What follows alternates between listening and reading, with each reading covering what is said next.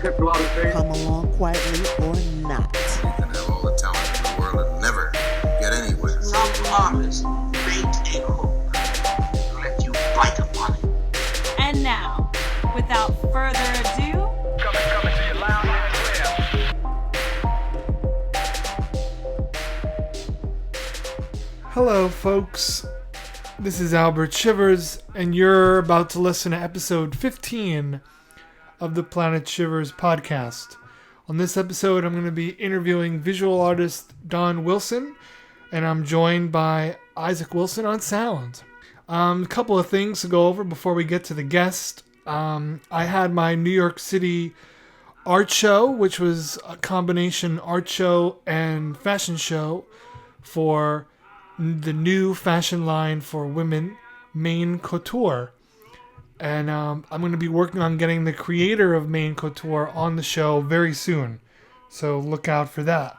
Also, I was recently interviewed about myself and my art. And you could read that interview online at Artfix Daily. I believe the title of the piece is Conversation with Conversation with Millennial Illustrator Albert Shivers. That was their choice of title. But, you know, it is what it is. It's out there, you know? Better than nothing. So, let's get right to it. This interview with Don is probably going to be broken up into several parts. Isaac, Don, and I spoke at great lengths about his entire life in art, as well as some life events that are just as interesting than his art. You know, he's just a very interesting dude who's lived a full life and was comfortable enough to sit down with Isaac and I and talk about it. Geez, it was such a cool honor to have him do it and just for him to tell his story. And, go figure, it's Isaac's grandfather. Let's get to it. Also, please forgive any bonks and boinks in the sound as it goes. And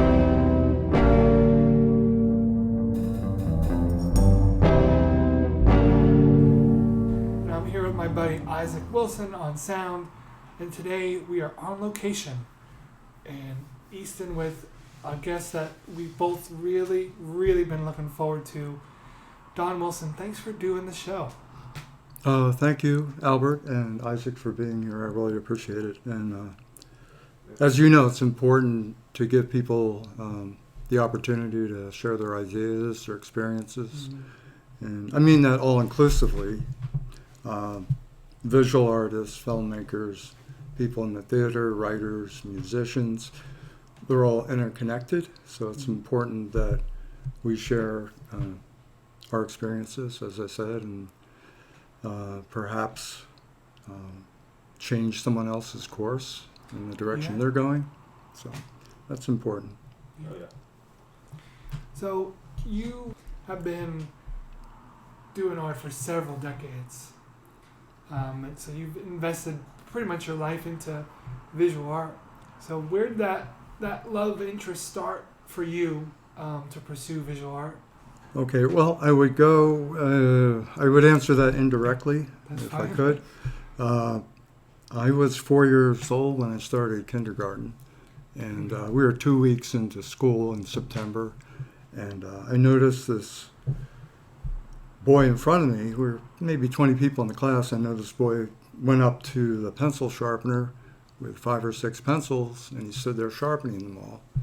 And it's kind of curious, and as he came back, he took 3 of them and stabbed me with them. Stabbed me in the eye, the wrist, and the bicep. And then he went to the girl behind me and stabbed her. At that point, the teacher came running down the aisle, grabbed him, and took him out of the room. That has to do with imagination, because I never saw that boy again. And we all kind of wonder what happened to him. So that was one thing.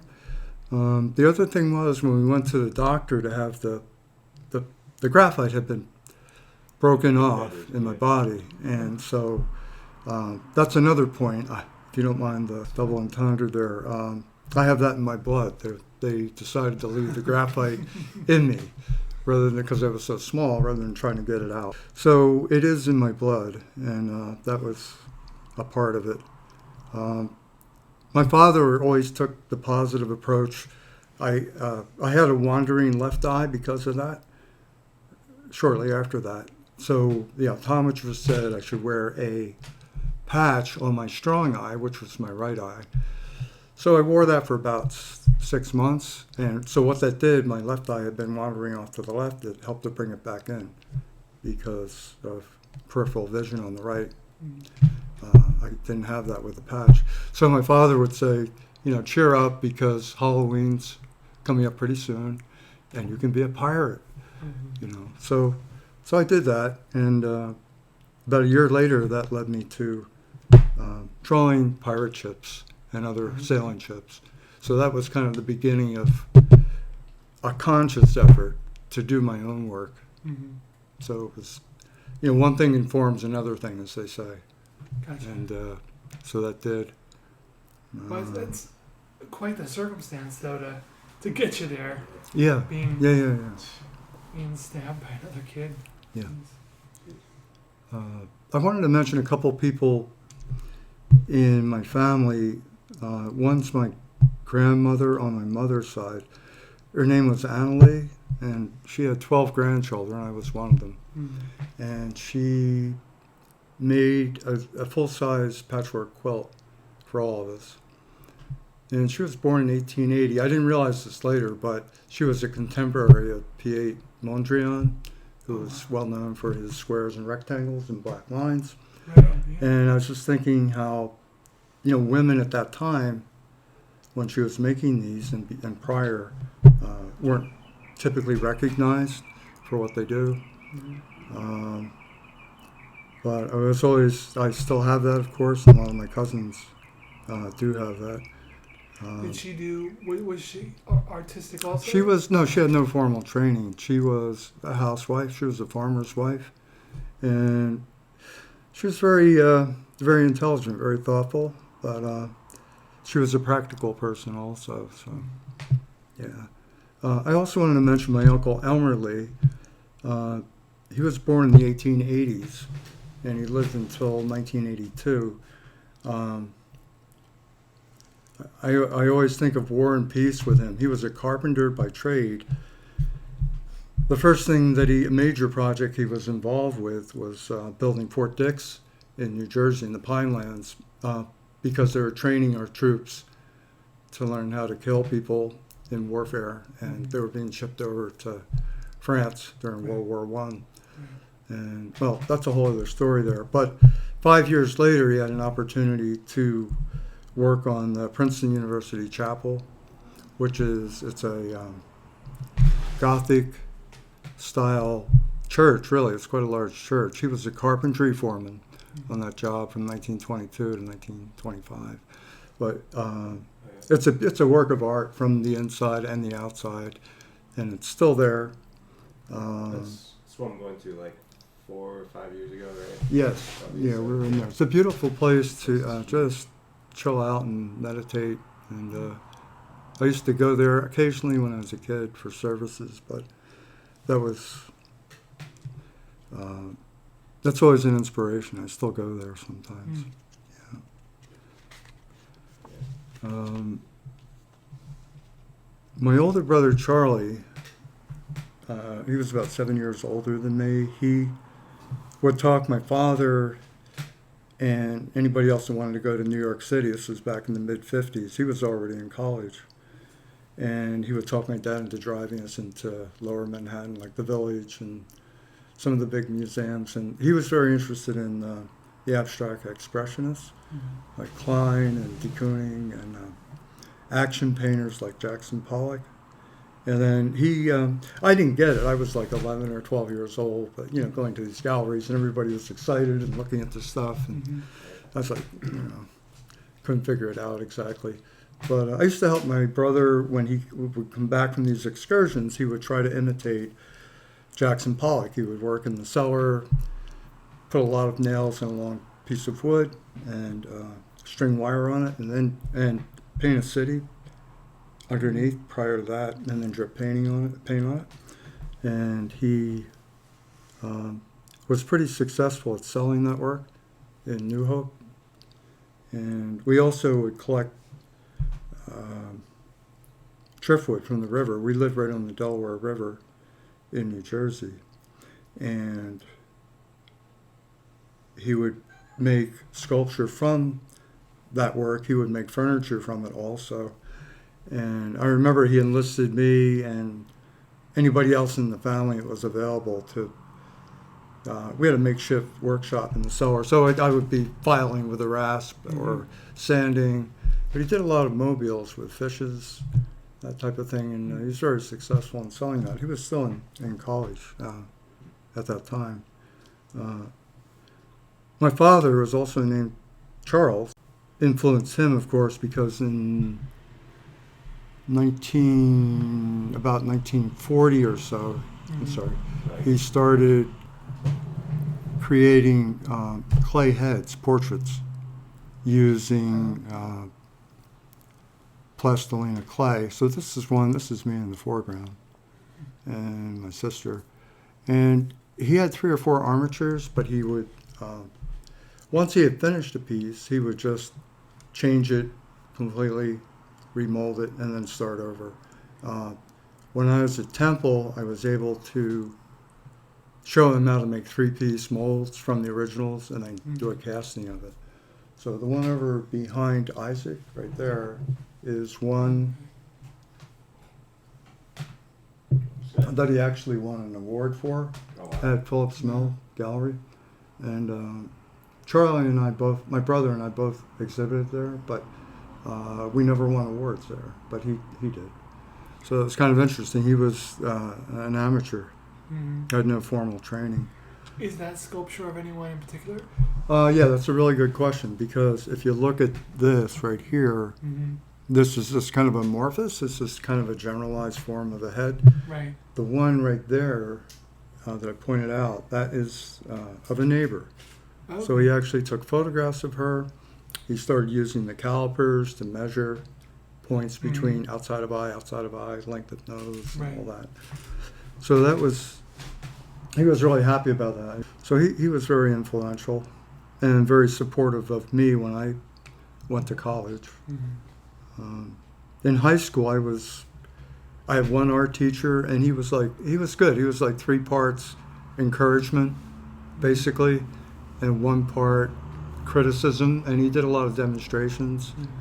He was somewhat conservative in his approach at the time, but that was typical. I got a big charge around 1960. We had some new neighbors come in to the what's a California style house, I guess, that they built. The father was a lawyer. He was also involved in framing artwork in Trenton. His wife was an interior decorator, so she had her office in their house, and that was the first time I was paid for a painting.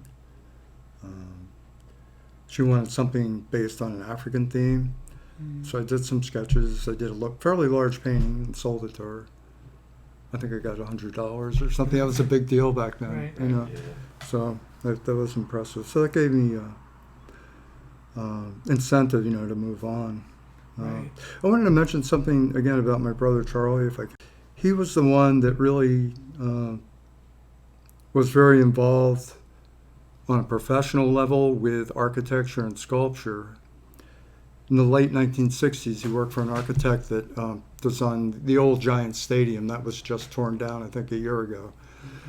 So amongst his other jobs, he was a draftsman, but the other thing that he had to do was build what's called a presentation model that you show the client before you actually, you know, make the deal done and start construction of the building.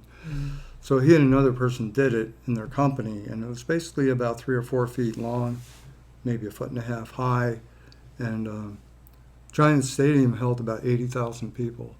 So you can imagine this was built with illustration board and straight edges and a lot of X-Acto knife blades and glued together to look exactly like the drawings that had been done. Right. So I was really impressed with that. He worked on the renovation of City Hall in Philadelphia. One thing that's still in existence, which is really a beautiful piece of work, it's at Council Rock High School North. It's outside of Newtown, Pennsylvania. Okay. And it's about 90 feet long and about 20 feet high. And he designed that. He did some other work inside in the interior, but he designed that. It was on a Native American theme. And it's really very effective, really a nice piece. And he was there actually when they were doing the pouring of the molds of the concrete with the rebar in it.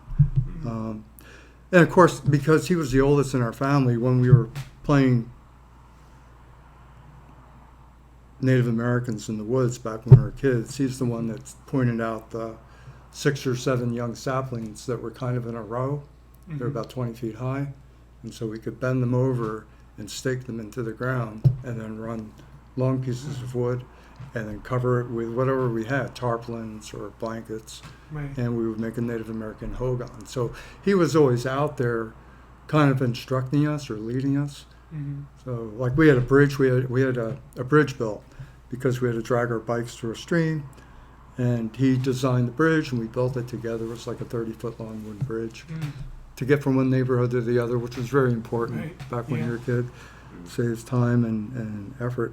But I'm always grateful to him, to what he Yeah. taught me, I'd say. Yeah. Well, all of us, really. My father, too. Yeah. So. You were, in a sense, surrounded by art. Yeah, You know? I would say that. Yeah, there were other people in the extended family, but that's a whole other story. You know, Gotcha. it's a lot of people.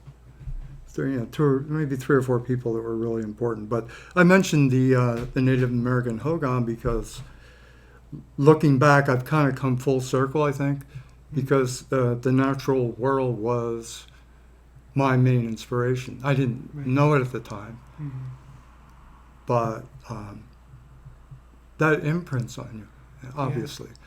If you grow up in a ghetto, in a city, that imprints on you, you know. So that's very important, but that was the genesis of a lot of my art, I think, was just being aware of the natural world. I'd say, yeah. And again, I thank my father for that. He was very adventurous. He would take us on camping trips up into Canada and New England.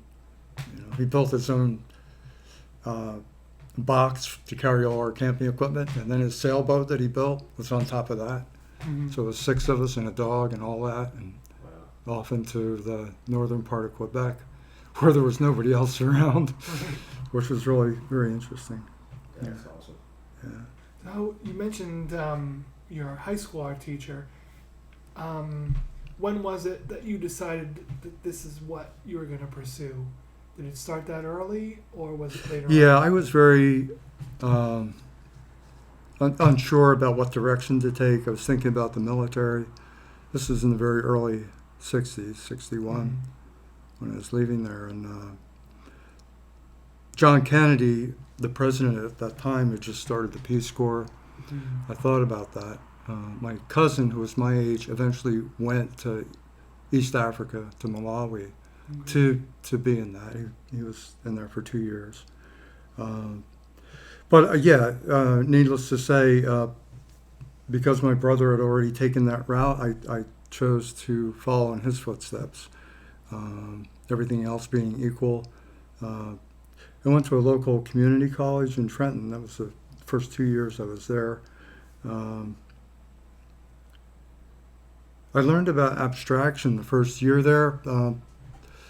Our art history teacher was from Virginia, I believe. She had a very calming voice. I remember that about her. And she introduced us to the idea of abstraction, which I didn't really know much about. And so I think she had records. She brought in Stravinsky, might have been The Rite of Spring or something like that, and George Gershwin, Rhapsody in Blue. So her instructions were interpret this music visually. And, so we used colored pastels, large sheets of paper, and she said, yeah, the first ones will be not too successful, so don't worry about it. Set them aside, do the next one. So that was the first time I really thought about that, the idea of interpreting music in a visual way. And of course, maybe a year later, I probably heard Mussorgsky's piece, which was called Pictures at an Exhibition, and that was based on a friend of his who was a visual artist. He had died, and this was a posthumous retrospective of this artist's work.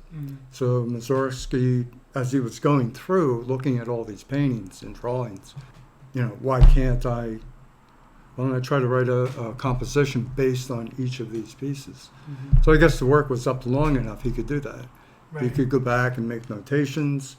And of course, as you're listening to it, it shifts from painting to painting. It's maybe in 10 segments, the piece of music. So you can only just kind of imagine what the subject was. Right. Don't know. I'm sure somebody's probably written about that. I don't know. This Mercer County Community College that I was at, it was a 5-story. The main building was 5 stories, and I remember we have a lot of issues. There have always been issues, but it's getting more pronounced, and that is suicide rates with younger people, teenagers today in this country. And I remember we used to eat our lunch out on the 5th floor fire escape, so we could look out and see the Delaware River. And this was during the Cuban Missile Crisis, when the Russians had moved missiles into Cuba, pointed at us. So everybody thought, hey, this is it. It's going to be over tomorrow, the next day. We didn't know, So I remember this one friend saying, you know what? Why don't we just jump off this fire escape? It's like 5 stories down. We knew he was kind of serious, but we knew we weren't going to do it. Right. And then that kind of that passed by, so that was good. But around that time, I was working for a framing crew. We were building houses and apartment buildings. Okay. I did that for a couple of summers, and right in the middle of the first summer, I think, I learned that at Princeton University they needed somebody who knew about slide projectors to project slides. So I inquired about it, and it was this, it's called the Helen Whitney Foundation. They are still in existence. They have grants that they give to doctors and scientists to do research on health issues. And so they were meeting at Princeton this particular summer, and there was maybe 20 or 25 doctors. And some of them were struggling with their English, which was okay. I was in the back of the room showing their slides. And so there was maybe 20, 25 doctors, I think. So it was an all-week event. And so there was maybe 4 doctors would speak each day. And so they gave me their stack of slides, and they would nod or do this, wave their hand when they wanted the next slide shown. So these doctors were all working with what's been going on for a long time, which is cancer research. So a lot of them had photographs taken through the microscope. And I had always seen photographs through the microscope in books, but that's a little different. They're like kind of small. So it just took me by surprise right away. I started to see these huge 3x5 images of parts of the brain or parts of the heart that were malignant. Parts of them were malignant. If they were transposed into paintings, you would just say they're abstract, But then I realized, well, it's just beyond our ability to see with the naked eye, and that kind of made me loosen up about the idea of abstraction, what that was. That it's valid, whether you like it or not, it's there. And I had my first group exhibit in 1962 when I was still there at Mercer County. So I haven't kept track. I should have, but I've probably been in about 250 art exhibits since then. Mostly group exhibits, maybe 10 or 15 solo exhibits. So that's one thing to do, try to keep track of what you're doing as best you can. Yeah. Be organized. That's one of my issues is organization. I tend to sometimes start things and then put it aside and start something else. Can you recall what piece of yours was in that exhibit? It was a poster. We were supposed to do a poster relating to engineering, the whole concept of engineering. So it was a graphic design piece. Yeah, so nothing to write home about. It's just. It's still that But it way. was, it was exhibited in a public Yeah, place. yeah. So that was good. Yeah, during that time too, I had a job doing working for a book publishing company. So just to get to the point, I think I've done maybe a couple hundred illustrations for books and calendars and so forth. Some of them were relatively boring, like graphs and that kind of thing. Some were more technical drawings, and some were more freeform, I guess. Where I was given some leeway as to the approach and were the these subject. like textbooks? Yes, actually textbooks. Yeah, I think high school and I think college textbooks. Okay. Yeah. And then there was a theater called the Bandbox, and that's where I was impacted pretty significantly, I guess, and actually in a positive way by some film directors from the 1950s. And I'm mentioning that because there was a place called the Bandbox in Lambertville, New Jersey.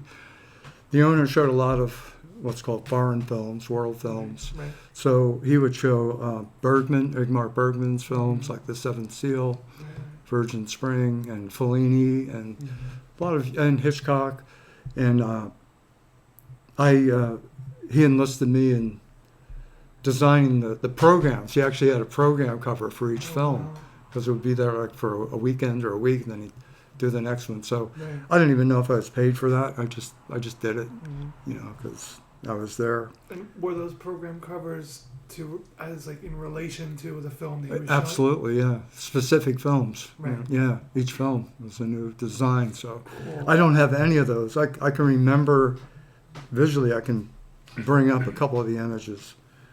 One was about vampires, I think. It was a silent movie. Okay. Yeah, he reached way back. Lon Chaney and some of those people. And then up to the 50s. Okay. Yeah. That's a good time for film. Yeah, because people were just experimenting and trying, seeing, what could be done. Bergman, when he was young, he traded a birthday present with somebody in his family who had the lantern slide. He wanted the lantern slide projector when he was like 10 years old, and that's what got him started. He would put like glass negatives in or do drawings on glass and project them, and that's what got him going towards filmmaking. And obviously he was a historian also. He knew some of the history of the area. So, I was there for 2 years. I was fortunate to transfer to Temple University, and it's called the Tyler School of Art. It was someone's former estate, and she bequeathed it to be used as an art school. So it was a satellite of Temple University. Temple has about 10 schools. Okay. So that was the smallest one and the most remote one. Okay. And where was that? That was in Elkins Park, Pennsylvania. It's near Cheltenham. It's just north of Philly. Okay. It's right on the borderline, actually, really. That was really a great experience for me. It was a really important turning point for me because, even the dean who interviewed me, he was a very accomplished artist. I think about half the teachers were from either Europe or Russia, so they brought their experiences with them.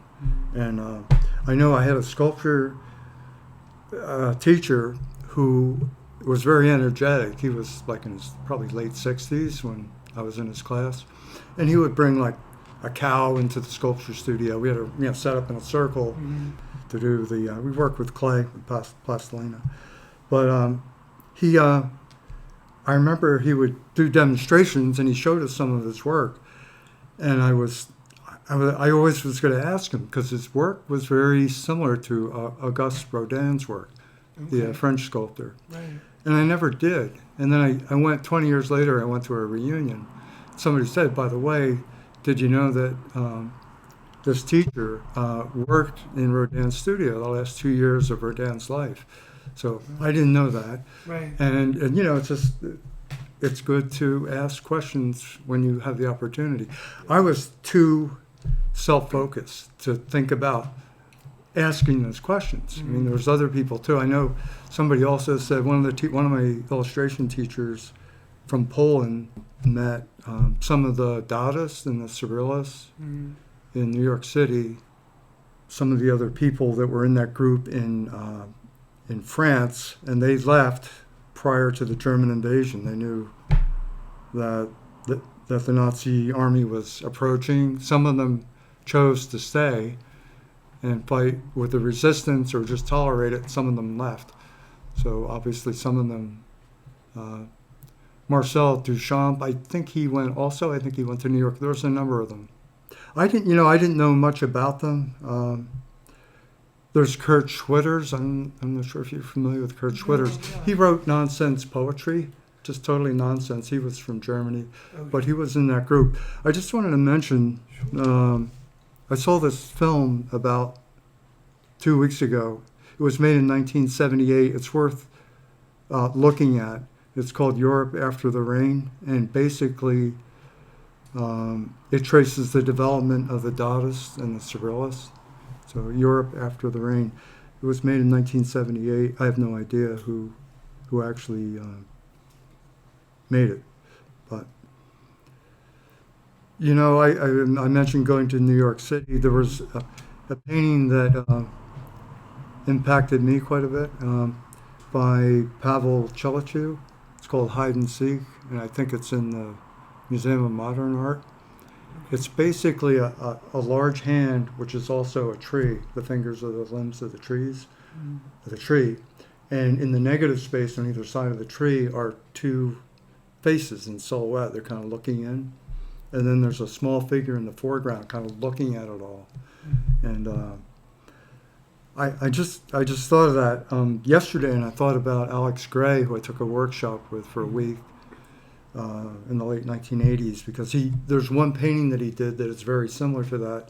And I'm not taking away from him, but he's obviously very interested in that. So it's just standing on the shoulders of other people and taking it a step further. Yeah. And that's important if that's what you're inclined to do. You know, there's no harm in that. Right. And then you have the whole issue of forgeries.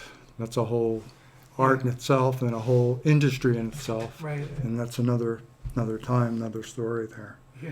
But Didn't you like find one of your paintings like in some like shop randomly? I thought you might bring that up. Yeah. All right. So when I ended up in Long Beach, I went to graduate school there. This is getting ahead a little bit, but yeah, I was selling work pretty regularly, like a couple pieces a month, which was good, small paintings. And there was 3 other artists there, and they were doing fairly well. We kind of knew each other. And I was there for about a year, and then one weekend, because I was going to the college at that time, so I wouldn't check in until the weekend. One weekend I went there, and the big glass windows in the gallery front, and I was looking in, and everything is like gone, and there's like the door is locked. So what happened was this guy, the owner of the gallery, basically came in one night and packed up everything in a van or a truck, Right. and took off. Oh, geez. Apparently he went to San Francisco, because that's what Isaac's alluding to. I was walking with a friend down the street. We're in the section where there was galleries. And so we were looking, and I looked into the window, and my friend looked, because he knew my work, and he goes, Don, isn't that your drawing there? And I looked, and I said, yeah, that was in the Long Beach gallery, you know. Yeah. So I went in, and I sort of confronted the owner, who identified himself in a nice way. Right. And I started questioning him about, you know, what's the provenance of who's the artist that did this drawing in the front? And he was very evasive about it. He didn't, you know, he's like, well, I don't know him that well. He's a new guy, you know, whatever. Not knowing he's Yeah. talking to him. Yeah, so I thought, I had so much else going on in my life then, and I just let it go. I said thank you, and went on. Yeah. So, yeah. Well, if it's any consolation, the internet world is Oh, even more arrived with Yeah. snatching artwork. I've had you had both of us have had art snatched. really? Online, yeah. Yeah, just- and like How do you given know that? To different credit. Yeah. Really? I've Your seen work it. has showed up with a different name on it? I've either stumbled upon it myself Mm-hmm. online, or I've had friends like you have who've said, "Hey, here's this link. Didn't you draw that?" And Oh, my gets God. to the point of what Yeah. can you do? Yeah. You're the only, Wow. like I'm sitting home with the original at least, so that's my proof. Right. But Fair enough. Yeah. Mm. So if somebody may be using it to sell something in India or China, you don't know, for South America. totally possible. So, yeah, I was talking about 1966, Mm-hmm. and, excuse me, if I can regress a little bit. That's fine. The relative value of art, I was reminiscing about this too. I'll never forget it. It was a late November in 1963. I was up in painting studio. The other end of the hallway was a drawing studio. So we were working from a live model. We were doing oil paintings, and which is a good skill to learn how to do. And all of a sudden, I started hearing all this crying and screaming from downstairs somewhere. It sounded like a Greek chorus, like from a tragedy by Euripides or something, where somebody's died and there's a lot of violence going on. And there was like 15 people in the room. We all kind of looked at each other and what's going on, So everybody else kind of stood there and kind of didn't do much. I ran to the stairwell, and another guy ran to the stairwell and went down. Young women, students who were crying and carrying on, and some of the men too. They were trying not to show emotion, but I think somebody had a transistor radio, like about this size. Mm-hmm. They said, "No, the president's been shot, in Dallas." So, I thought, I knew what he went through in World War II. I thought, he's wounded, he'll be all right. He'll pull through. Right. So I walked back up, and I'm standing looking at my painting, and I'm like, okay. So I'm doing this painting, and here's a possible major tragic event in our country. And I stood there for a few minutes, and then I went back down. The crying kind of subsided. Mm-hmm. Then it picked up again, and then we found out he had died. Right. So the dean did his best. He got us together. I just left everything. Usually you put your stuff away, clean the brushes, and I Right. didn't go back till the next day. But the dean got everybody together in this meeting hall the next day, and he was obviously very upset. And we didn't want to believe it, but I think we had a sense that the country was going on a downward slope from there. And it kind of, it proved out over time. A lot of good things were done also. I mean, it wasn't all negative. Like President Johnson signed the Voting Rights Act, Right. which enabled thousands of more African Americans to vote and minorities. So it wasn't, it was a mixed bag, but obviously the Vietnam War is what changed the course of our country's history. It was very unfortunate in so many ways, but if I could pick up where Isaac mentioned about the theft of my artwork in California, right around that same time, Robert Kennedy, President Kennedy's brother, was running for president. Right. He was going to oppose Richard Nixon. And I was living in Southern California in Long Beach. And this has to do with art, another tragedy, but it has to do with art keeping me from knowing something firsthand. Right.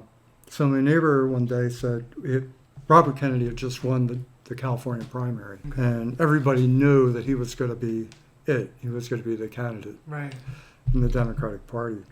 So my neighbor came over and he goes, Don, I'm going up to the Ambassador Hotel to hear Kennedy's acceptance speech or victory speech, whatever you want to call it. And what did I say? I said, I'm working on this project for school.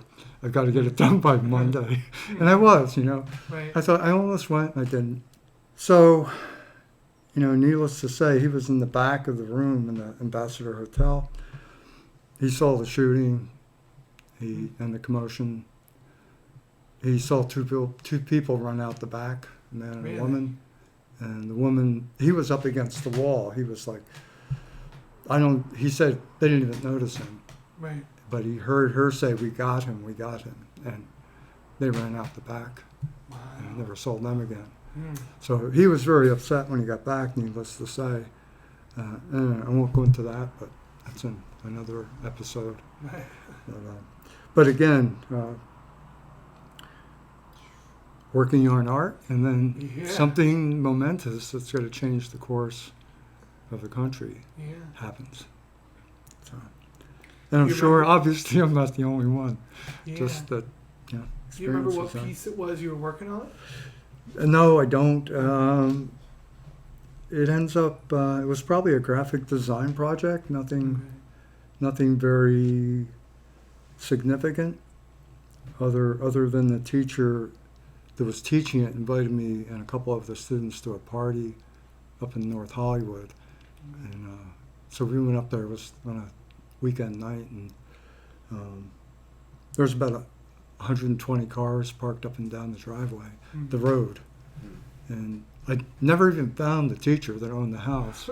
She invited us, but I presumed we wouldn't know anybody there. And there was waiters going around with trays with drinks and hors d'oeuvres and all that. It was very crowded. There's a big pool in the back. And then I started recognizing people. It was really kind of freaky because I realized these were people that were part of the movie industry in Hollywood. Oh, wow. So, and this is before your time, but so I would see Burt Lancaster walking toward me, and he sees that I see him, and I recognize him, so I can't kind of ignore him. So I made small talk with him, and then Shirley MacLaine was over in the corner, so I went over to talk with her. And she was pretty much in character. She played a lot of roles that were like her personality.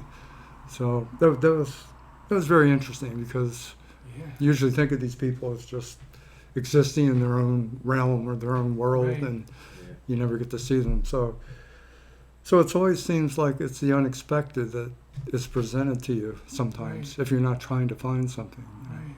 Wow. Yeah. So being a student at that time there in the early '60s, like, what was that like? Because that was it was just before a big cultural boom was about to happen. Right. Well, when I was if I could go back for a minute, Sure. which I've been doing a little bit of. Around that time, I was teaching in Trenton for 1 year. I did go back to Temple to get my teaching certification, which is very important because that was a major part of my life, was teaching at some point when I came back from California. And I was an art director for a magazine in Philadelphia called The Moderator. It was a national magazine for college students, and there's all these spin-offs from that in itself. But I had about 50 pieces published in there. I basically was responsible for the layout. One was dealing with the Vietnam War, and it's called The Problem of Being Patriotic. One was dealing with suicide and student stress on college campuses. There was America's baby policy, where you could be drafted into the Army and go fight somewhere for your country, but you couldn't vote because the voting age was 21. Right. But you could go in the military at 18. So that was a very interesting experience working there.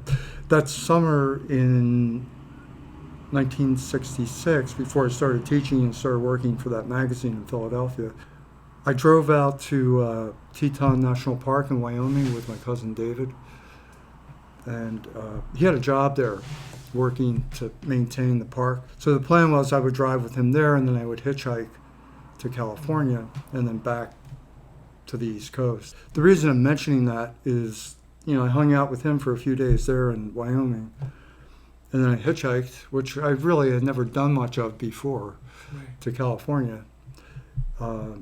And I met a family there that kind of befriended me. They let me stay with them for a couple of days. They had a daughter that was going to Long Beach State. And so that was my connection with, from that point, I hitchhiked back through the southern United States and up the East Coast. How long of a time did that take? Yeah, it's a good question. I was in no particular hurry Right. to get back. Probably 3 weeks. And I have photographs that I took on the way. I had a sketchbook with me.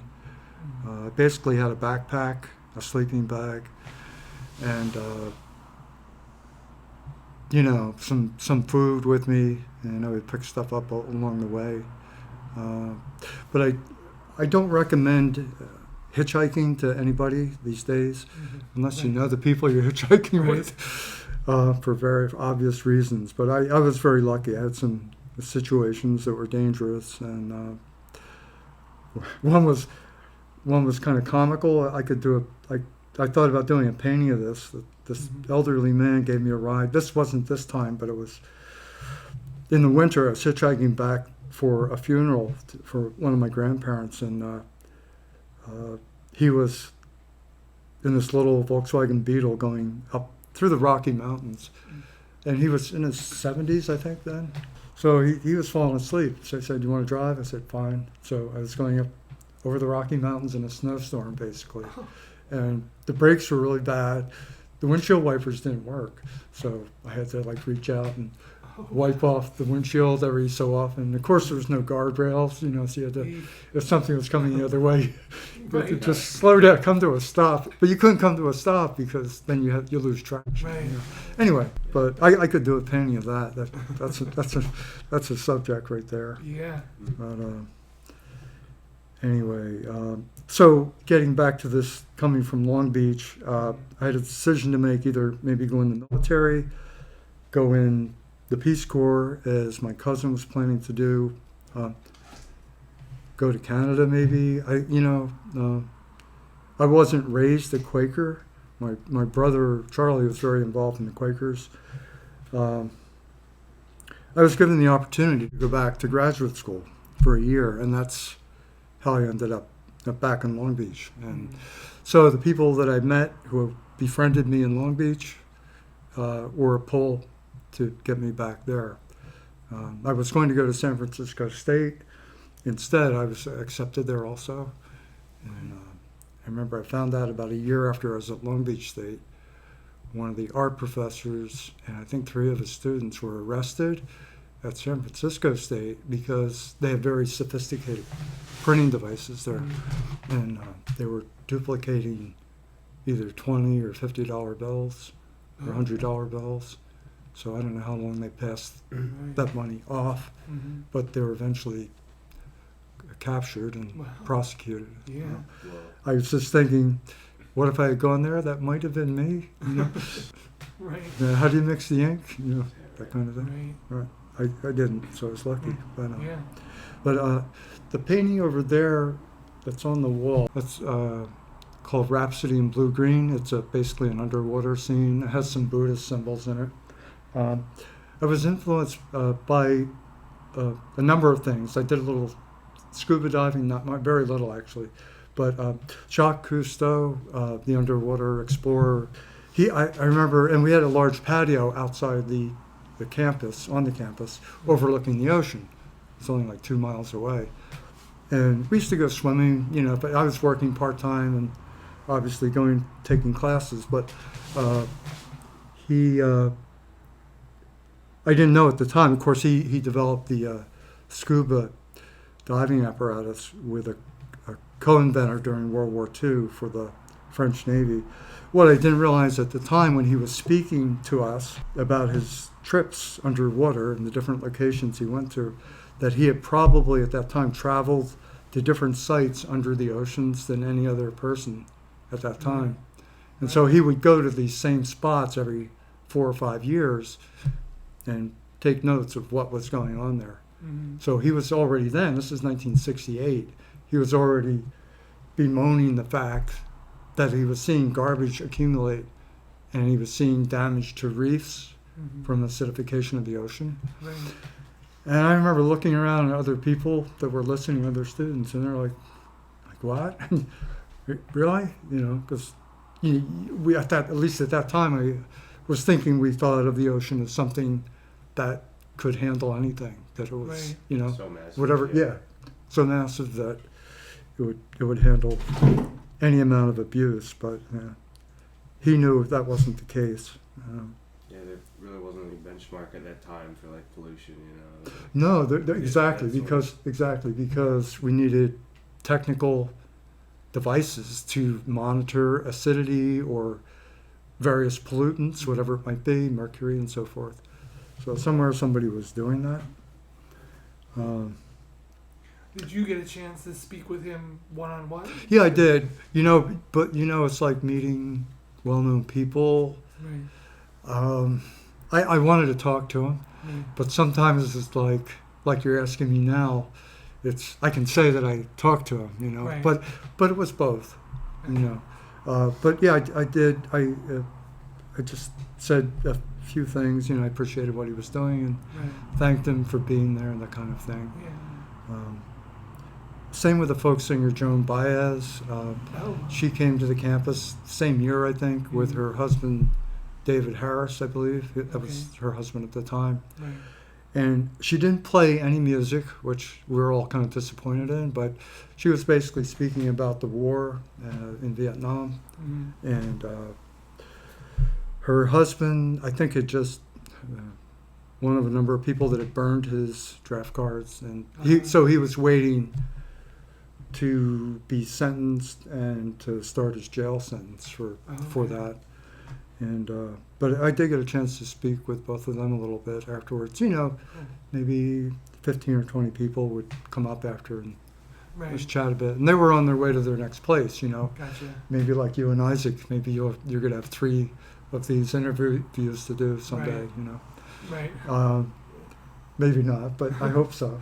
Yeah, that's the so goal. so they were off to the next Right. college, you know, to speak. Right. So that's the impression I got. But one thing I could say about music, and you know, it's obviously very connected with the other arts. I knew very little at that time about Indian music from the subcontinent. I had heard it a few times, but it was rarely on the radio. And this is back in the day when people would, you know, go around with the thumbtacks or the hammer and the nails, and they would put flyers up on Right. telephone poles. People still do that, or in bulletin boards in the school, whatever. And so there was an ad for Ravi Shankar and his musicians to play in the library of all places in Long Beach. It's a small library. Right. And so I thought, I didn't know much about him, so I thought, all right, I'll Yeah. go. And there was like 7 other musicians with him, and I think there was maybe 20 or 25 people that were there to listen to him. And there was some people doing yoga there prior to it, and I wasn't familiar with yoga either, and that was like my first exposure to that. Like people doing asanas in the back of the room, you know, Right. postures and so forth. Whatever. That's interesting. Yeah. I didn't know what they were doing. Right.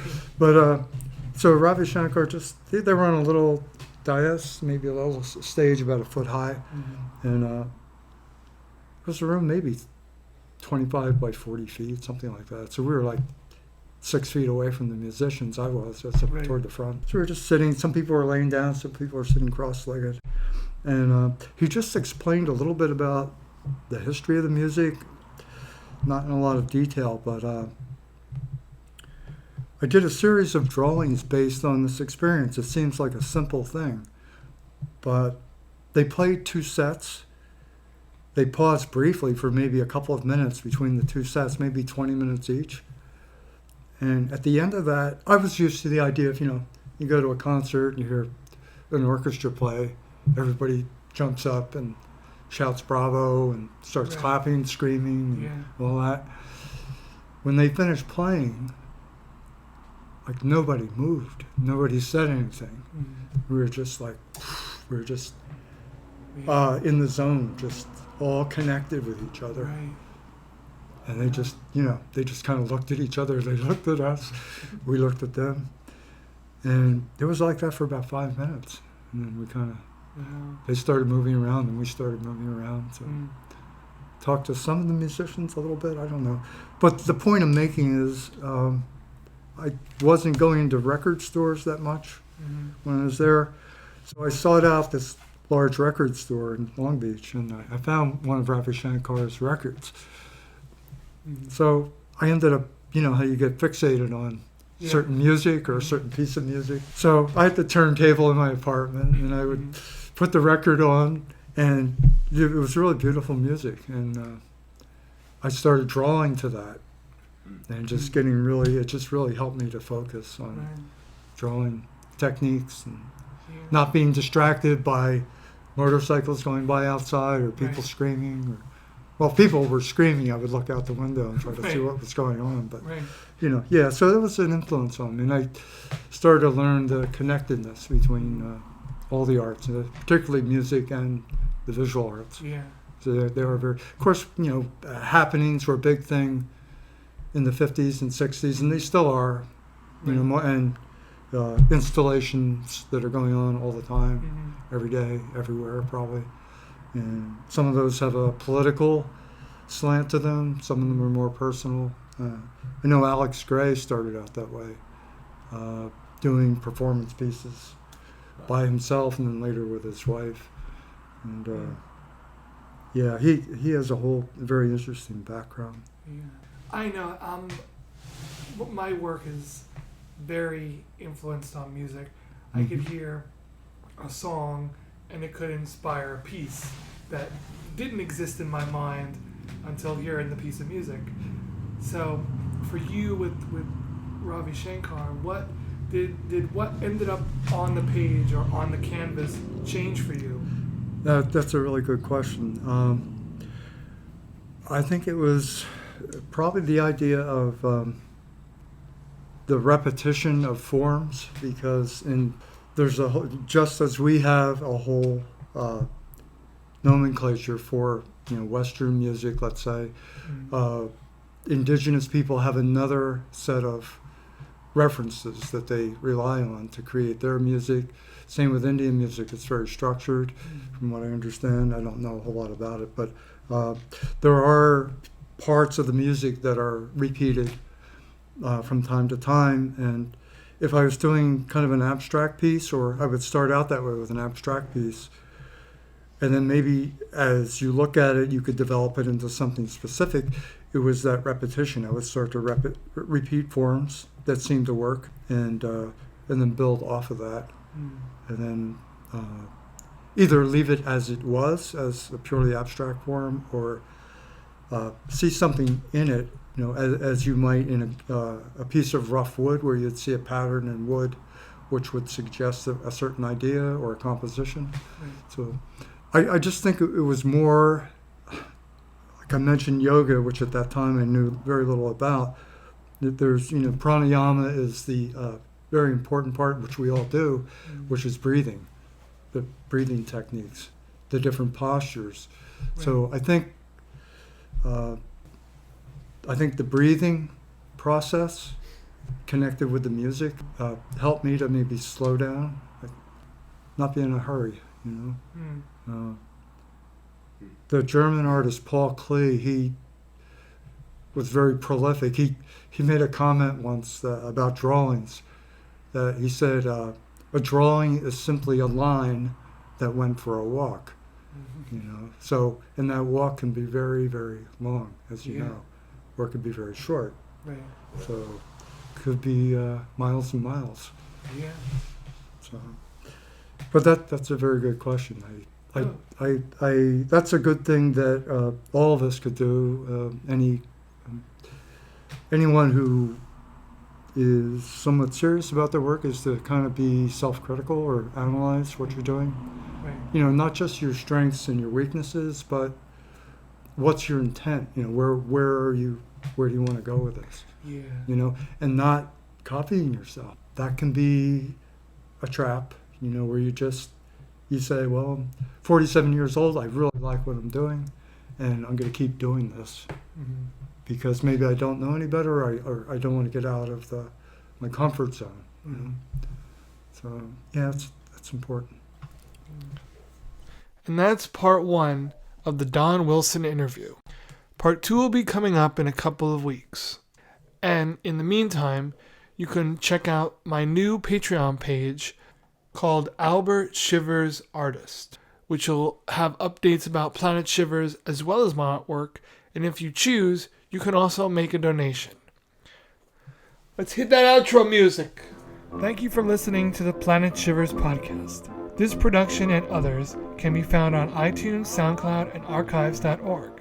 It can also be found with video content on the Albert Shivers YouTube channel. You can find even more content on Facebook at Albert Shivers Visual Artist and on Instagram at Albert Shivers. You can find Isaac Wilson's work on Instagram at WhenInZen. That's when_in_Zen. Thank you again for listening, and don't forget to like and subscribe.